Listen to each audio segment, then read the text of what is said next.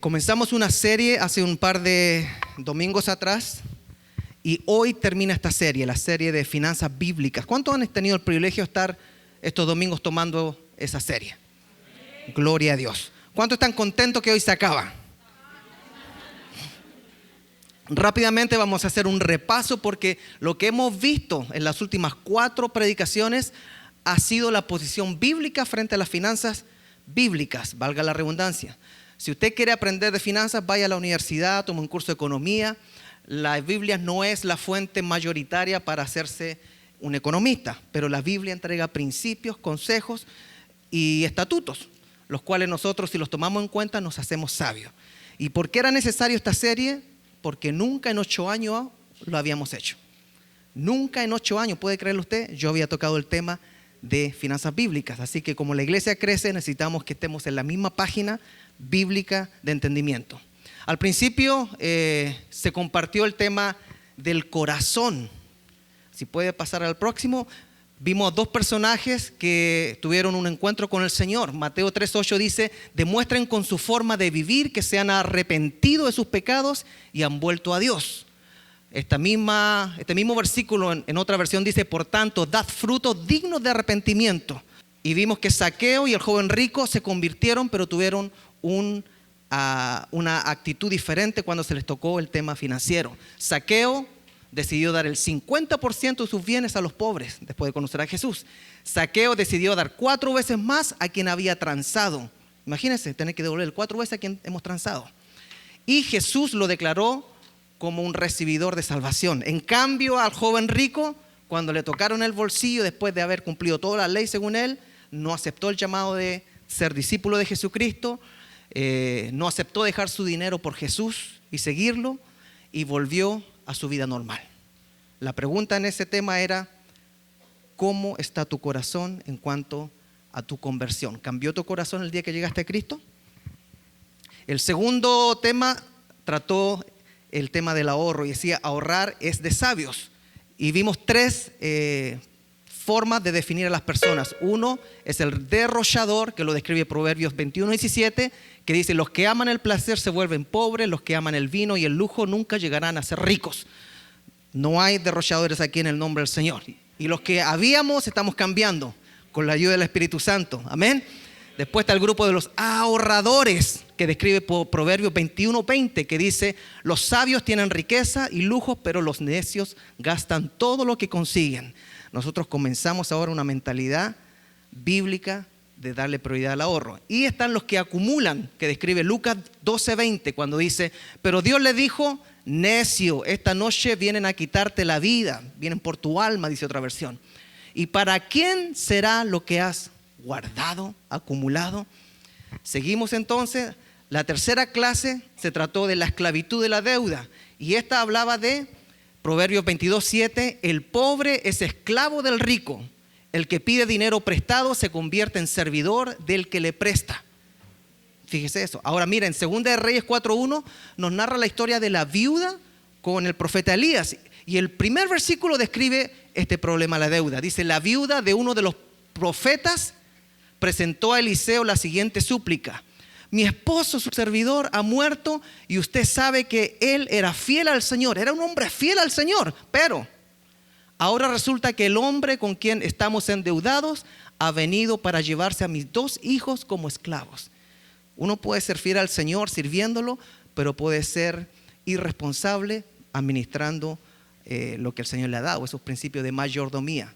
Entonces la deuda nos puede esclavizar bíblicamente. Sigamos, hermano.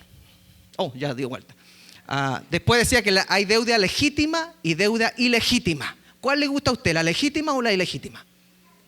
A ver, veamos. La deuda ilegítima son las compras que no son una necesidad.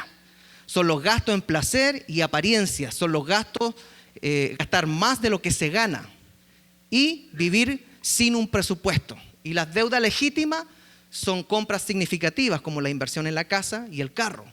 Son situaciones imprevistas como enfermedades, desempleo y accidentes.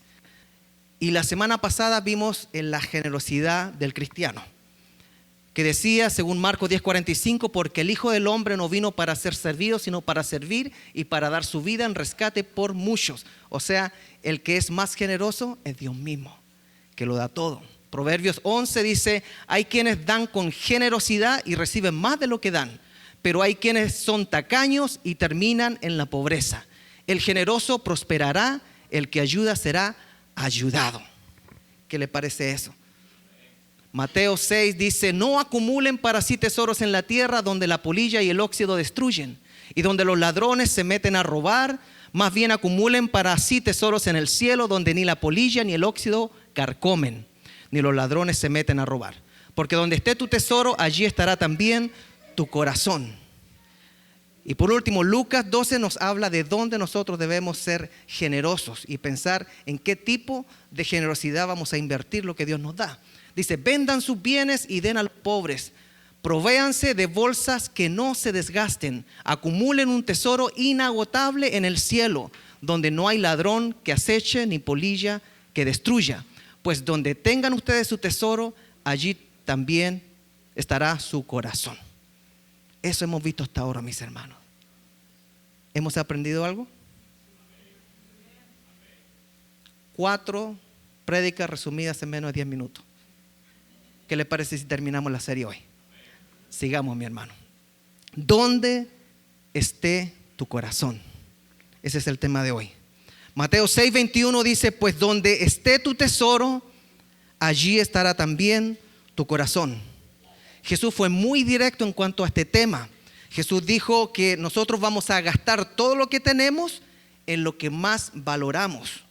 Ahora es muy importante recalcar, y de sobremanera recalcarlo, que Dios no nos pide nada que Él mismo ya no nos haya mostrado que se puede hacer. Dios no nos pide nada que Él no nos haya demostrado que se puede hacer. Por eso la pregunta número 1 sería, ¿dónde ha estado el corazón de Dios? Porque si alguno dice, ¿a poco, pastor, Dios no me pide nada que Él no ha hecho? Pues veamos qué ha hecho Dios. ¿Dónde ha estado el corazón de Dios? Si bien es cierto, nosotros no podemos conocer a Dios en su totalidad. Es algo imposible pretender conocer a Dios. Pero lo que es posible es lo que se nos ha revelado de Dios a través de su palabra. ¿Dónde ha estado el corazón de Dios? Alguno dirá en su palabra.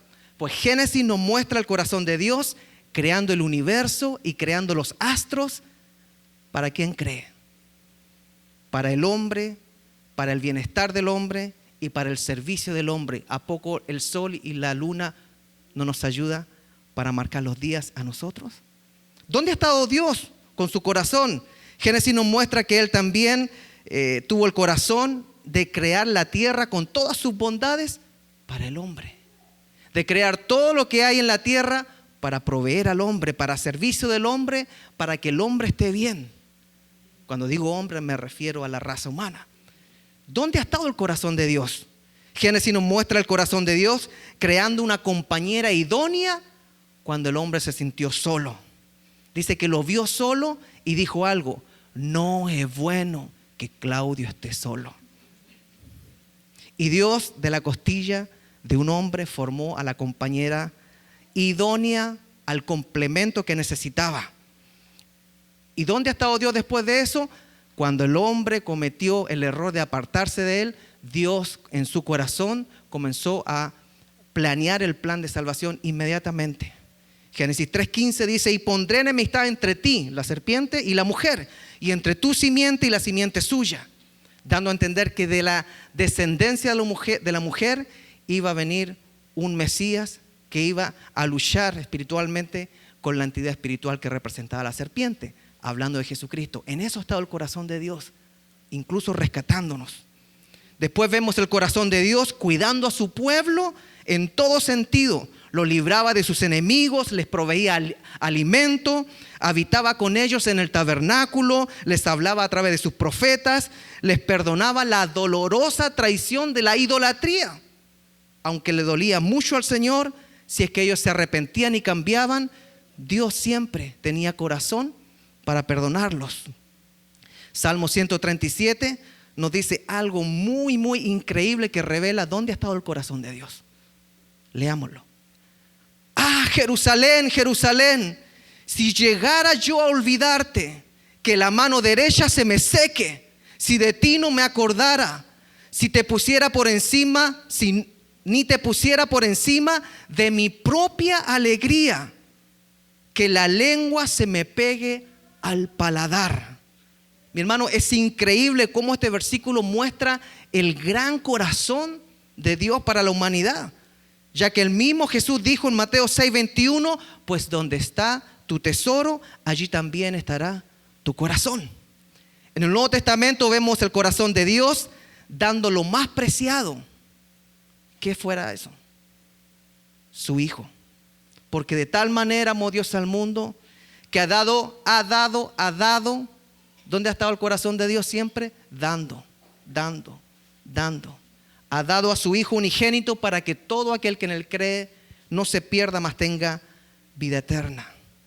Mis hermanos, al dar Dios a Jesús para restaurar nuestra relación con Él, comienza un periodo que es el periodo de la gracia, el periodo de la iglesia. Entonces, para resumir la pregunta de dónde ha estado el corazón de Dios desde el principio, la respuesta es muy sencilla. El corazón de Dios ha estado siempre cuidando, proveyendo, rescatando, llorando, esperando y amando a la raza humana, a nosotros. Pero ahora demos vuelta a la pregunta, como la predicación de hoy día es otra. ¿Dónde está tu corazón, amada iglesia? Ya vimos dónde ha estado el corazón de Dios. Para poder responder esta pregunta debemos volver a la definición que Jesús mismo da. Mateo 6:21, pues donde está tu tesoro, allí estará también tu corazón. Amada iglesia Creekside, amado hermano, amada hermana, ¿dónde está realmente nuestro corazón? ¿Dónde está nuestro tesoro? ¿En qué gastamos nuestra vida? ¿En qué se nos va la vida? Cada día que vivimos aquí en la tierra, estamos sembrando nuestra vida en diferentes áreas. Es decir, cada día estamos sembrando nuestro corazón en diferentes áreas. Muchos podemos decir, yo amo a Dios, pastor. Si supiera cuánto amo a Jesús, cuánto amo la presencia del Espíritu Santo. Pero nuestras siembras que hacemos diariamente demuestran que nuestro corazón no hace eso realmente. Gálatas 6:7 dice, no se engañen. A Dios nadie se burla. De Dios nadie se burla. Cada uno cosecha lo que siembra. Muchos decimos amar a Dios, pero nuestras siembras dicen siempre algo diferente. ¿Y por qué hablamos de siembra? Porque es lo que hacemos con nuestro corazón. Ponemos las siembras en nuestro tesoro. En un sentido práctico, volviendo al tema de las finanzas, nuestra vida se presenta en horas diarias que van disminuyendo. Disminuyen las horas, disminuye su vida. Y esas horas diarias nosotros las transformamos en dinero, en trabajo. Pero ¿en qué gastamos entonces nuestra vida? Que se nos va en horas. O mejor dicho, ¿para qué o para quién gastamos nuestra vida reducida a horas de trabajo? ¿En dónde estamos realmente sembrando? ¿En dónde está nuestro tesoro? Ya examinamos que el corazón de Dios siempre ha sido de dar desde el principio de la humanidad, creando para el hombre el concepto teológico de un Dios servidor, el Dios que sirve a su creación por amor. Ahora nos toca examinar nuestra realidad. Vemos que donde esté nuestro tesoro va a estar lo que amamos, o sea, va a estar el lugar donde nosotros sembramos, donde volcamos toda nuestra vida y gastamos nuestras horas. Fíjese que normalmente nosotros sembramos nuestra vida en nuestro cuerpo interior, ya sea comiendo, que sí que gastan mucho comiendo algunos, ya sea cuidándonos a través de la medicina, se gasta en eso. También nosotros sembramos en nuestro cuerpo exterior. Y piense en todo lo que usted ha sembrado para que su cuerpo se vea bonito, para mantener su cuerpo exteriormente. También sembramos en nuestra mente a través de los estudios, del entretenimiento, del cine, de los libros, del arte. Sembramos en todas esas cosas para que nuestro cerebro se entretenga o crezca. También sembramos en nuestros sentimientos. Mi hermano, ¿Qué somos capaces de hacer cuando nos sentimos enamorados? Siempre les he dicho, el primer sueldo que gané se lo di a mi novia completito. ¿Y cuánto me he arrepentido? Toda mi vida. ¿Cuánto sembramos de nuestra vida en placeres? Lujos de todo tipo, artículos innecesarios, que los vimos en las predicaciones anteriores. Nosotros gastamos innecesariamente en nuestra apariencia. ¿Cuánto sembramos en nuestra familia? Se nos van las horas. ¿Cuánto sembramos en nuestras necesidades básicas? ¿Cuánto sembramos en nuestros caprichos que no son necesidades? Pero ahí están, recibiendo la siembra. ¿Cuánto gastamos en la apariencia que queremos proyectar para que se acomode nuestra autoestima? Porque si no gastamos, entonces no somos lo que queremos ser. Cuando gastamos o sembramos para sentirnos aceptados o integrados, para sentirnos anhelados, para sentirnos queridos, para sentirnos que somos parte del otro, o mejor dicho, sembramos para sentirnos amados, entonces eso es una siembra inútil. Nadie puede llegar a amarlo por lo que usted le da. Usted no puede hacer su tesoro en algo que solamente lo valora usted por lo que le da. Y lo peor, nuestra mentalidad es ahorrar los centavos, pero gastar los dólares. Hay una frase que describe muy bien la mentalidad moderna de sembrar nuestra vida, lo que ganamos, qué somos realmente. Y esta frase dice: nosotros gastamos dinero que no tenemos en cosas que no necesitamos para impresionar a personas que no conocemos. Se lo voy a repetir. Nosotros gastamos dinero que no tenemos, o sea, es crédito, en cosas que no necesitamos, o sea, no se va a morir si no los tiene, para impresionar a personas que no conocen, sino que lo están mirando nomás, de lejito. Qué profundo es eso, mi hermano, cuando hablamos de mayordomía. ¿Por qué? Porque donde está tu tesoro, allí estará tu corazón. Ahora, ¿qué dice la Biblia sobre el compromiso económico del cristiano? Alguno puede decir: ay, pastor, llegamos ahora a la parte que nunca he entendido. ¿Qué dice la Biblia del diezmo, de las ofrendas? ¿Dónde está la iglesia de hoy en cuanto a eso? Pues fíjese que cuando comenzamos desde el Génesis, vemos que la ofrenda fue algo que practicó Caín y Abel sin que nadie se lo dijera. No hay teología que soporte una instrucción a hacerlo, pero ellos lo hicieron. Entonces los primeros que comenzaron a ofrendar fueron Caín y Abel sin ninguna dirección, no se sabe. Ahora después, en el periodo patriarcal donde no existía Israel, el periodo patriarcal abarca a Abraham, su hijo Isaac, su hijo Jacob y Jacob con sus 12 hijos, que fueron las tribus. En ese periodo tampoco había ningún mandato de diezmar ni de ofrendar nada. Y de repente aparece Abraham diezmando al sacerdote Melquisedec, que no se sabe quién era tampoco. Simplemente dice que era rey y sacerdote de la ciudad de Salem, que significa paz. ¿Quién le dio la idea a Abraham de diezmar? No se tiene idea. Pero diezmó después del botín de guerra, cuando recuperó a su familia. Y si seguimos ahí en la época patriarcal, donde no había ninguna regla, nada de dar, vemos a Jacob transando el diezmo. Él no tenía la obligación, nadie le había dicho.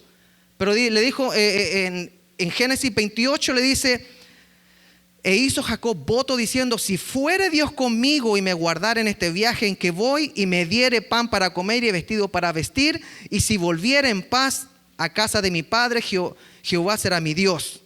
Y esta piedra que he puesto por señal será casa de Dios, y de todo lo que me dieres el diezmo apartaré de ti. Eso suena como una manipulación.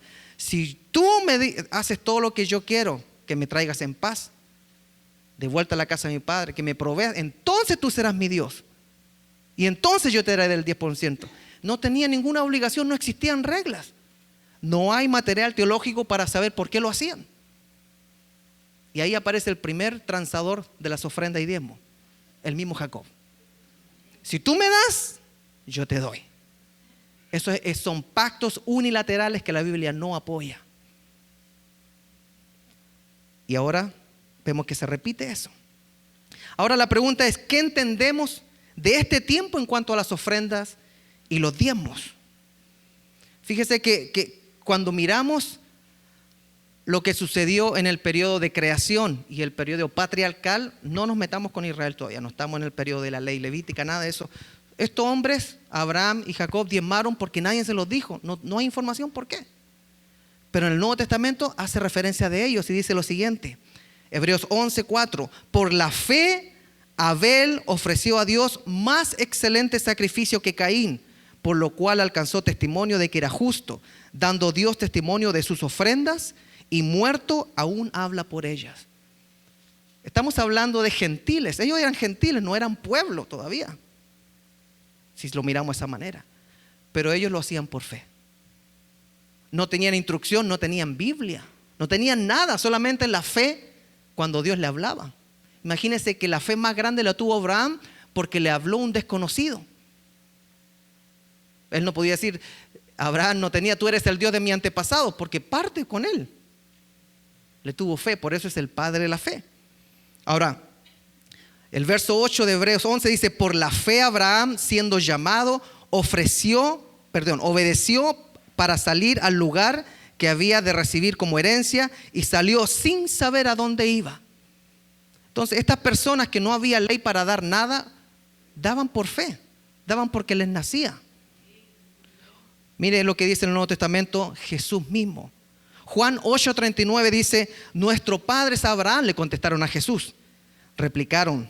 Y Jesús le dice, si fueran hijos de Abraham, harían lo mismo que él hizo. ¿Y qué hacía Abraham? Obedecía. Daba sin que le pidieran. Bueno, ¿y qué pasó? Ese es el periodo patriarcal. Daban y no se sabe por qué daban. Por fe. Después viene el periodo de la ley levítica. Y ahí es donde se establecen en Israel 3 diezmos. Por si algunos tenían la idea de que era uno.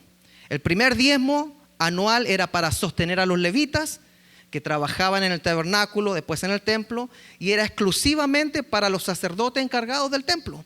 Eso lo encontramos en Números 18:21. A los levitas le doy como herencia y en pago por su servicio en la tierra de reunión todos los diezmos de Israel. 24.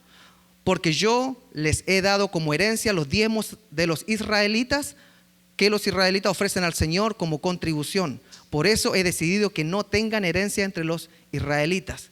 O sea, no podían tener tierra los levitas. Por eso los diezmos se los daban como salario a los servidores del templo. Ese era 10%. Ahora, el otro 10% que Israel pagaba, diezmo anual para sostener las fiestas religiosas. Ese diezmo era exclusivo para los gastos del sistema religioso. Deuteronomio 12:11 dice, deben llevar luego todo lo que les ordene al sitio que el Señor elegirá para establecer allí su nombre.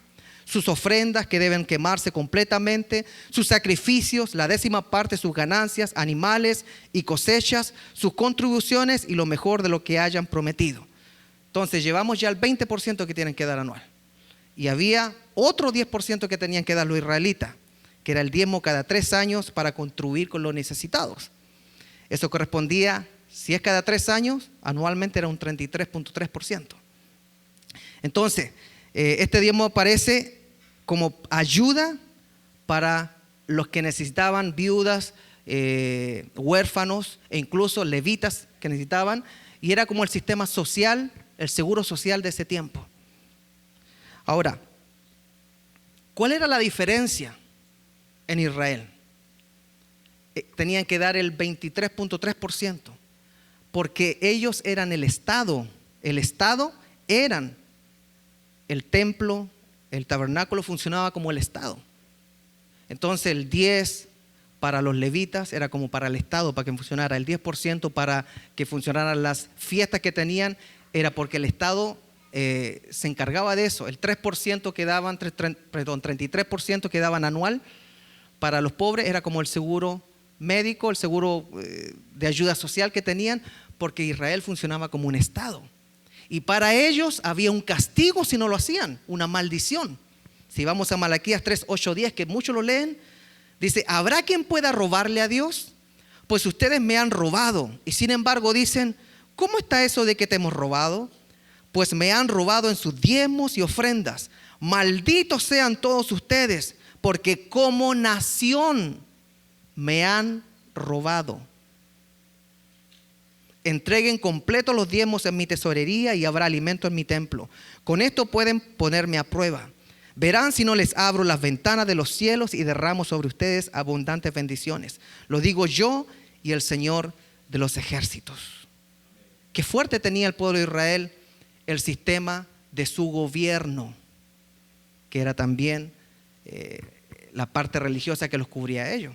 Ahora, ¿qué pasa en el Nuevo Testamento? Porque si recapitulemos, está el sistema patriarcal, ofrendaban y diezmaban sin que nadie les dijera. Está el sistema levítico, de la ley levítica, donde tenían que dar el 23.3% anual. Y después comenzaban a ofrendar. Y tenían maldición si no lo hacían. Pero ¿qué pasa en el Nuevo Testamento donde estamos nosotros? Veamos un número 1. Jesús vino al pueblo judío. Jesús habló y se desenvolvió en el pueblo judío. Esto hay que tenerlo muy en la mente, porque cuando Jesús habla siempre está rodeado de judíos que daban ¿cuánto? El 23.3%. Y aparte tenían ofrendas, que eran fiestas donde daban más. Y aparte tenían la obligación de no cosechar la orilla de sus campos para que los extranjeros y los necesitados recogieran de ahí. O sea, tenían un montón de obligaciones. Pero fíjese, en Mateo 23 dice: ay de ustedes, escribas y fariseos hipócritas, Jesús hablando, porque pagan el diezmo de la menta, del eneldo y del comino, y soslayan lo más importante de la ley, que es la justicia, la misericordia y la fe. Perfecto. ¿Y qué dice después? Es necesario que hagan esto, pero sin dejar de hacer aquello. O sea, sin dejar de diezmar. A los judíos que hacían eso. Jesús siempre se dirigió a una cultura judía que cumplía las tradiciones judías. Pero Él instauró también la idea de que darlo todo era más honorable. Me gustó mucho que la hermana Yesenia partió leyendo esto. ¿Qué idea instauró Jesucristo? Marcos 12:41. Estando Jesús sentado delante del arca de la ofrenda, miraba cómo el pueblo echaba dinero en el arca, y muchos ricos echaban mucho. Y vino una viuda pobre y echó 2 blancas, o sea, un cuadrante. Entonces, llamando a sus discípulos, les dijo: vengan, les voy a ministrar algo nuevo. Ellos venían dando el 33.3%, ¿no? Más todas las ofrendas que daban y eran judíos. Y Jesús le dice: de cierto os digo que esta viuda pobre echó más que todos los que han echado en el arca, porque todos han echado de lo que les sobra, pero esta de su pobreza echó todo lo que tenía, todo su sustento. Y Jesús se lo alabó. Es un concepto totalmente nuevo para los judíos. ¿Y qué pasó cuando Jesús ascendió y se quedó la iglesia primitiva? Pues fíjese que la iglesia primitiva se acordó de lo que dijo Jesús. Pero la iglesia primitiva de Jerusalén, los que estaban acostumbrados a dar el 33.3% más todas las cosas. Y nos narra Hechos de que ellos comenzaron a vender todo y comenzaron a hacer lo que dijo Jesús. Vendían todas las cosas, tenían todo en común y se lo entregaban todos los apóstoles. Porque ellos ya venían de la mentalidad de dar el 23.3% más todas las ofrendas, y para ellos la mentalidad era haber recibido al Mesías. Entonces, de ahí a darlo todo ya no era mucho. Era el pueblo judío. Hechos 4:32 dice: y la multitud de los que habían creído era de un corazón y un alma, y ninguno decía ser suyo propio nada de lo que poseía, sino que tenían todas las cosas en común. Claro, para ellos era muy normal dar el 33.3 más ofrendas. Estaban comprometidos con la ley. Entonces, pasar al 100% después de recibir al Mesías fue algo natural, porque Jesucristo mismo lo alabó. Pero ¿qué pasó en la iglesia cristiana gentil? ¿Cuáles son las iglesias gentiles? Las que están fuera de Israel, las que no practican el judaísmo. O sea, usted y yo, los romanos, en Éfeso, en Corintio, en Mesopotamia, en Constantinopla. ¿Qué pasó con ellos? La historia es muy diferente. Aquí El apóstol que fue hacia ellos a predicarles el evangelio fue el apóstol Pablo. Y el apóstol Pablo predica en ciudades que no eran judías y comienzan a convertirse gentiles. Y al ser no judíos, ellos no daban el 23.3% ni daban ofrenda. Ellos vivían en otro mundo.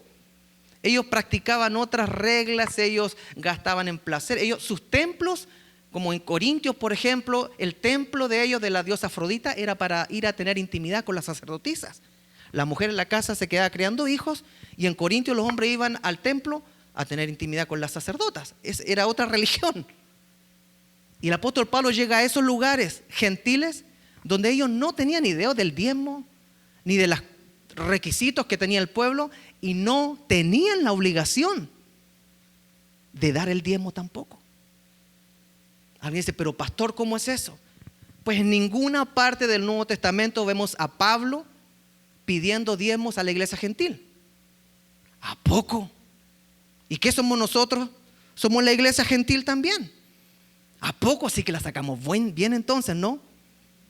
Pero fíjese lo que enseña Pablo a las iglesias gentiles. 2 Corintios 9, 6, 7. Por esto digo, el que siembra escasamente, también segará escasamente. Y el que siembra generosamente, generosamente también segará. Cada uno dé como propuso en su corazón, no con tristeza ni por necesidad, porque Dios ama al dador alegre. Eso no existía para Israel. Israel estaba bajo leyes que le acabo de decir cuánto tenían que dar. Ahora el apóstol le decía, con alegría ustedes den cuando vean la necesidad. ¿Y qué pasó? Comenzaron a surgir iglesias que eran muy dadivosas y comenzaron a surgir iglesias gentiles que eran súper apretadas. Por ejemplo, Pablo se queja de los de Tesalónica. 2 veces dice que él primeramente trabajó para mantenerse y después cuando sale le dice, por favor, mantengan a sus líderes. Algunos dicen, ve. Entonces todos los pastores tienen que trabajar como Pablo que hacía carpas. Wait a minute. Pablo también dijo, ¿acaso yo no soy digno de recibir un sueldo como los otros apóstoles? Pero él decidía trabajar porque iba a gentiles y a él su llamado era tan fuerte que no quería mezclar el evangelio puro de Jesús con sacar dinero. Ahora, si usted quiere seguir el ejemplo de Pablo, Pablo también tomó otra decisión personal que era no casarse. También no se case, también no toque mujer. Yo prefiero a Pedro, que tenía a su esposa, y en Hechos dice, no es justo que nosotros atendamos las mesas y descuidemos la palabra y la oración. Y ahí comenzaron a existir los diáconos, porque Pedro con los discípulos en Jerusalén se dieron cuenta que quien sirve necesita dedicarse a todo lo que significa llevar una iglesia adelante. Ahora muchos pastores somos bivocacionales, tenemos que trabajar y está bien eso. Si la obra se va a llevar adelante está bien, pero reconozcamos algo. Una iglesia con un pastor a tiempo completo siempre va a ser más que una iglesia con un pastor a medio tiempo. ¿Por qué? Porque Pedro dijo, nosotros debemos dedicarnos por completo al estudio de la palabra y a la oración. Ahora, ¿qué significa todo esto, hermano? Hay que distinguir que cuando Jesús hablaba, le hablaba a los de la sinagoga, los que estaban acostumbrados a toda la ley. Y aquí se complica más el asunto. El viernes lo traté de explicar. Porque en la sinagoga se convertían algunos y se pasaban a la iglesia de Jerusalén. Pero seguían haciendo todo lo que la ley les decía. Y en la iglesia gentiles, los que se convertían no tenían idea, ni nunca habían cumplido la ley del 23%, ni de las ofrendas que traían. Pablo les entregaba el evangelio y comenzaba a organizar la iglesia. ¿Y cómo los trataba ellos? 1 Corintios 16, 2. Cada primer día de la semana, cada uno de ustedes ponga algo aparte, según lo que haya ganado, y guárdelo, para que no se tengan que recoger las ofrendas cuando yo esté allá. Sistema de ofrendas. 2 Corintios 8, 1, 5. Hermanos, también queremos contarles acerca de la gracia que Dios ha derramado sobre las iglesias de Macedonia. Veamos qué pasó. Cuya generosidad se desbordó en gozo y en ricas ofrendas, a pesar de su profunda pobreza y de las grandes aflicciones por las que han estado pasando. La iglesia de Macedonia era una iglesia gentil, de recursos escasos, que daba mucho, a diferencia de Tesalónica, que hacían trabajar a sus pastores. Y Pablo siempre decía, por favor, honren a sus pastores. Veamos más qué pasó en Macedonia. Yo soy testigo, dice Pablo, de que ellos han ofrendado con espontaneidad. Les nacía. Y de que lo han hecho en la medida de sus posibilidades. O sea, nada de que de hermano, vamos a pactar por cuánto, pactar acá. De sus posibilidades con amor y compromiso. E incluso más allá de sus posibilidades. Insistentemente, mire, escuche esto. Insistentemente nos rogaron que les concediéramos el privilegio de participar de este servicio para los santos. Rogaban que les dieran la oportunidad de dar. ¿Se imagina una iglesia así? Ay, pastor, déjeme dar más, déjeme dar más. Pase la ofrenda otra vez. Deje el bolsito atrás. Quiero dar más, no me lo impida. Y la iglesia en Macedonia era una iglesia humilde. E hicieron más de lo que esperábamos, dice Pablo. Pues primeramente se entregaron al Señor. Ahí está el secreto. Primeramente se entregan al Señor. Y luego a nosotros por la voluntad de Dios. Mateo 6:21. ¿Qué dijimos? Jesús diciendo, donde está tu tesoro, allí estará tu corazón. Ahí tú vas a poner tu siembra. Mi hermano, cuando usted se enamora, ¿cuánto siembra? No quiero ser imprudente.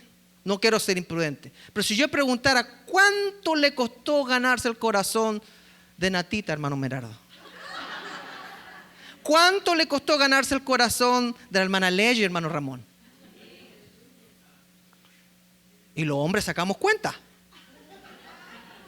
Porque no escatimamos. No, si al principio le prometemos todo. ¿Por qué? Porque amamos. Ese amor que tenemos al principio es enamoramiento del que pasa.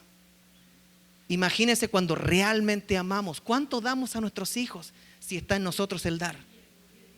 ¿Cuánto daríamos a nuestros padres si estuviera el de nosotros el dar? Y nosotros que somos gentiles, somos igual que ellos. No tenemos ley encima, no tenemos 23.3% porque si no nos cae una maldición. Nosotros no estamos en ese grupo. Pero nosotros tenemos el concepto de dar de lo que hay en nuestro corazón. Y ahí se va a ver lo que valoramos. ¿Dónde está nuestro tesoro? Amado hermano, el principio del diezmo es una manera de ordenar y asegurar el funcionamiento de la obra del Señor. Eso es todo. No es un mandato para los gentiles, pero es un principio. ¿Por qué? Porque hablamos que antes que existiera el pueblo de Israel, gente gentil que llamó Dios como Abraham, honraba al sacerdote Melquisedec sin que se lo pidieran con el 10%. Nadie le decía nada. No se sabe por qué lo hacían. Y en el Nuevo Testamento vemos que personas en Jerusalén, judíos, daban todo ya, pues si llegó el Mesías doy todo. Y en iglesias gentiles fuera de Israel, daban lo que podían. Y a algunas se les pasaba la mano. Y otras eran súper tacañas. ¿Dónde está Iglesia Creekside? ¿Se imagina usted, hermano o hermana, que su empleador le dijera, todos los meses te voy a dar lo que se me dé la regalada gana? Lo que sienta, te voy a pagar lo que sienta. ¿Podría usted tener un presupuesto para pagar sus compromisos? Le pregunto, ¿podría tener un presupuesto usted para vivir? No, eso es lo mismo que sucede en la iglesia.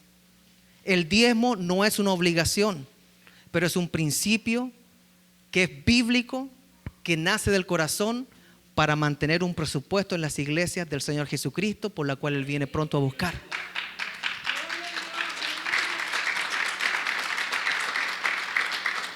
Ahora dice, pero pastor, es que no entiendo por qué el 10%.